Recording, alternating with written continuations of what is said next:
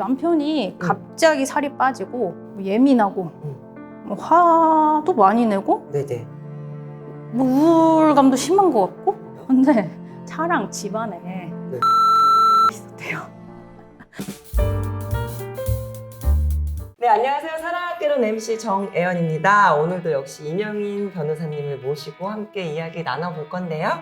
자, 오늘은 어떤 소재를 또 TV 보면 요즘에 젊은 어린 친구들도 너무나 쉽게 접할 수 있는 게 마약이라고 하더라고요. 근데 마약 관련 이혼 약간 사건도 있을까요? 네. 뭐 최근에 뭐 마약 관련 뉴스가 하루 걸러서 뭐 나올 정도로 근데 좀 너무 심각한 것 그쵸, 같긴 마약이 해요. 너무 광범위하게 퍼져 있는데요.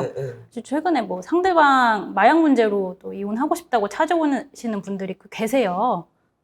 아내가 아니면 남편이? 아내도 있고 남편도 있고? 남편도 있고. 진짜요? 네, 마약에 남녀노소가 어디 있겠습니까? 네. 그렇구나. 그러면 최근 그런 사례들 중에 가장 기억에 남는 약간 마약 관련 이혼 사례가 있을까요? 네. 원래 이혼 소송 의뢰인들이 보통 화가 많이 나 계세요. 그쵸. 그게 치달았을 때 이렇게 오시지 않나요? 뭐 상대방에 대한 뭐 애증도 있고, 뭐 과거에 아무래도 갇혀 살다 보니까 저한테 막 그 얘기를 계속 하면서 뭐 혼자 열내고 화내고 울고 막 이러는데, 이혼 사건 의뢰인 같은 경우에는 아니 남편 마약으로 이혼하고 싶다고 저를 찾아오셨는데 굉장히 이제 선하고 순수하고 남편을 용서했다고 하시고, 그리고 처음으로 이렇게 과거에 갇히신 분이 아니라 저한테 나는 이혼을 하고 나서 내 아이랑 함께 꾸려나갈 삶이 너무나도 기대된다 라고 하면서 오히려 저한테 이제 용기랑 위로를 줬었던 의뢰인분이 계셔가지고요. 이게 가장 기억에 남았었던 사건인 것 같아요. 그 두 부부는 얼마 동안 결혼 생활을 유지하시고 그리고 예를 들면 남편이 얼마 동안 마약을 복용했길래 약간 거의 스님 같은 모습으로 나타나셨어요? 혼인기간 한 7년 정도였었고요. 7년이요. 마약은 이제 정확하게 언제 시작한지는 잘 모르시는 것 같은데, 어찌됐든 본인이 이상함을 감지를 하고 그게 한 6개월 정도는 계속됐다고 합니다. 이 남편이 이상해졌는데 그런 약간 증상이? 증상이 어떤 증상이었죠? 예를 들면? 아니 그러니까 마약을 하게 되면 이제 약마다 그 금단 증상이나 뭐 증상이 뭐 다르다고는 하는데요. 뭐 남편이 갑자기 살이 빠지고 증상이 이렇게 6개월 증상이 이상했던 게 갑자기 살이 빠지고 살이 빠지고 뭐 예민하고 뭐 화도 많이 내고 뭐 우울감도 심한 것 같고. 평상시에는 안 그러셨었나 봐요? 근데 그러진 않았다고 해요. 근데 알고 보니까 마약을 한 사실을 저희 아내분께서 찾아냈던 거죠. 네. 그러면 예전과 다른 모습을 6개월 동안 느꼈다. 그러면 더 정확하게 알게 된 계기들이 가족들에게 어떠한 약을 하고 나서 좀 다른 행동들이 있었을까요? 네, 원래는 좀 이분이 사업을 하시는 분이셨는데요, 남편분이. 뭐 당연히 사업하다 보니까 뭐 예민할 때도 있고 화날 때도 있긴 했는데, 평소에는 뭐 사람 좋고 호방하고 뭐 전형적인 뭐 사업가 시원시원한 성격이었다고 해요.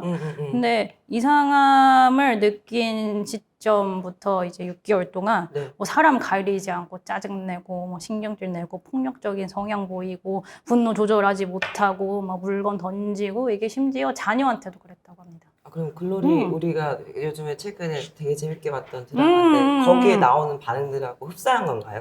그게? 네. 마약마다 증상이 다르긴 해요. 근데 이 남편분이 복용했던 마약 같은 경우에는 이제 약효가 종료되면 가려움이 동반되는 거였대요. 그래서 하루 종일 막 몸을 막 긁어댔대요. 이렇게. 그래서 몸에 막 상처도 나고 막 염증도 나고, 그리고 원래 잘 먹었는데 뭐 배고파지도 않는 것 같고, 그래서 뭐 체중도 막 급격하게 빠졌대요. 그럼 마약을 하고 있다는 사실을 어떻게 알게 되셨대요? 아내분이 이제 요새 영화나 드라마나 뭐 유튜브나 이런 데서 뭐 비춰지는 뭐 소위 약쟁이들 모습 있잖아요. 많이 나오죠. 최근에 많이 나왔죠. 그게 이제 남편의 모습이랑 겹쳐 보이기 시작했대요. 원래 이제 통통했던 남편인데 체중이 이제 급격하게 빠지고 또 온몸에 상처 나고 이러한 증상을 이제 유튜브에 검색해 보니까 전형적인 이제 마약 중독자의 증상이 이었던 거예요. 아니 그 남편분 마약을 어떻게 구매하셨대요? 트위터랑 트위터. 텔레그램. 아 문제다 진짜. 이거 쉽게 구할 수 있더라고요, 생각보다. 그러니까 요즘 중학교 고등학교 애들도 너무 쉽게 맞아요, 마약을 맞아요. 하더라고요. 네.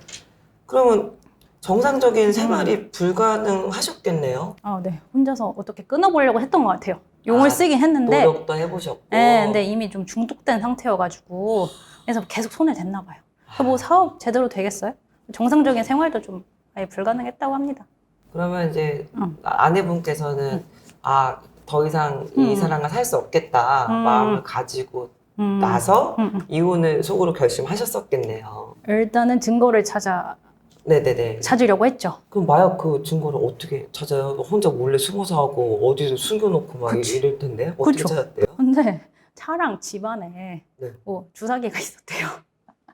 그래서 너무 대놓고 하신 거 아니에요? 그러니까 사리 분별이 안 되는지 네. 네, 뭐 차랑 집안에 뭐 주사기가 있어가지고 근데 그것도 우리 의뢰인이 비닐 장갑 써가지고 네. 이 비닐팩 네. 거기다 이제 직접 거의 국가 오! 수사기관과 비슷하네요. 진짜 직접 체증하시고 딱 밀봉하고 왜냐면 자기 지문 안 묻히려고. 그죠. 혹시나 이게 뭐라고 했지 증거가 섞일 수도 있으니까 자기 혼입이 될 수 되면. 있으니까 네네네네. 그래서 일단 뭐 주사기 발견했고 네. 그리고 남편 증상들 네네네. 뭐 이제 염증이랑 상처 난 거 뭐 네. 인터넷 찾아보니까 이제 마약 중독자 증상이랑 똑같으니까 그것도 사진 찍어놓고 남편이 주무실 때 막 이럴 때?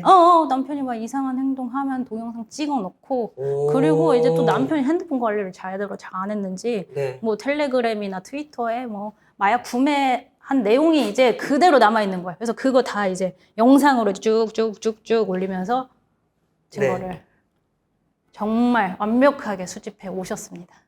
내 남편은 마약을 하고 있습니다. 아예 그냥 증거 완벽한 거네요. 그러면 대박이었습니다. 그 아내분께서 또 면접 교섭 제안을 원했다고 들었는데 결과가 어떻게 됐는지 궁금하긴 하거든요. 네, 면접 교섭이 부모로서 걸리기도 하지만 네. 자녀의 걸리기도 해요. 네네. 그래서 법원에서 이제 자녀의 복리를 위한 경우에는 면접 교섭을 제한하고 배제하고 변경을 할 수 있는데요. 네. 그래서 원칙적으로는 부모랑 자녀가 면접 교섭을 해야 되지만 제한적으로 이제 자녀의 복리를 해치는 특별한 사정이 있는 경우에는 이제 네. 면접 교섭을 배제할 수 있거든요. 네네.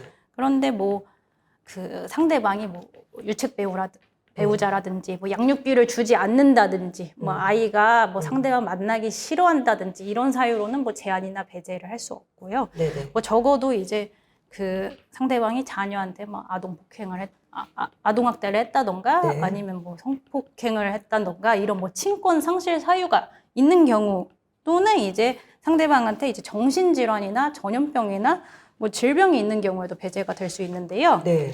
뭐 그런데 법원에서는 이렇게 극단적인 상황이 아닌 경우에는 네. 단기적으로 이제 자녀의 복리를 해야 하는 요소가 어느 정도 있다고 하더라도 네. 이제 장기적으로 봤을 때 이제 이 아이가 상대 부모와 교류를 함으로써 얻는 이제 복리가 크다 보니까 네. 단기적으로 그런 안 좋은 사유가 있더라도 네. 최대한 이제 면접 교섭을 하게 하시고 네. 그 대신 뭐 시기나 장소나 방법 같은 거를 조금 제한을 하는 그 방안을 좀 권유를 하세요. 그래서 우리 사안 같은 경우에는 네네. 사실 자녀가 이제 자녀에게 좋은 아빠였대요. 또 그리고 자녀도 아빠를 너무 좋아했대.